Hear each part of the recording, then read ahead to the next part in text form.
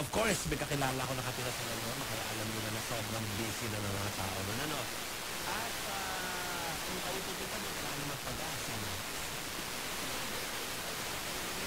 Kasi yung yung order kayo, dahil wala kayong tiwala. Ang gusto nyo, nakikita nyo talaga yung bibili nyo. No? So, gagastos kayo sa gasolina.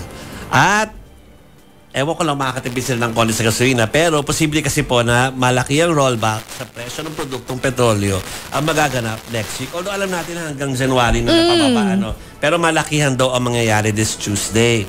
Ayon sa oil industry source, posibleng pumalo ng 2 pesos per liter ang mababawas sa presyo ng gasolina at ng diesel. Kung sakali, ito na po ay ikalawang linggo ng bababa yung presyo ng diesel habang unang beses po sa gasolina. Gas up! Pero kahit ano naman mangyari, wala tayong magagawa. Ganun pa rin eh. Oo. Kino-consider mo na ba hybrid? Oo, pero mahal. Mahal. Yung vehicle. To buy the vehicle.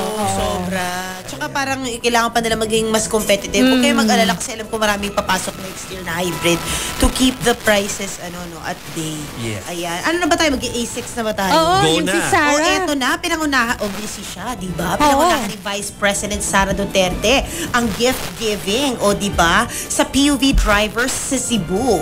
O katuwang ang OVP na mahagi ang DSWD ng tig 2,000 pisong financial assistance sa 500 tsuper ng jeep, tricycle at bus sa Cebu. Galing daw sa Office of the Vice President ang pondo na ginamit. Inilagay ang pondo sa ilalim ng programang Assistance to Individuals in Crisis Situation ng DSWD. Binigyan din ng ayuda ang mga kababaihan, PWDs at miyembro ng LGBTQIA+ community. Pero habang nagpapasalamat ang Vice Presidente na pagkamalan niya ang mga driver ng mga rebel returnee. Kaya nanawagan ito sa mga Cebuano na huwag suportahan ng mga terorista at komunistang grupo. Nagpapasalamat din si VP sa suporta ng mga ito sa kanya at sa ama na si dating Pangulong Rodrigo Duterte.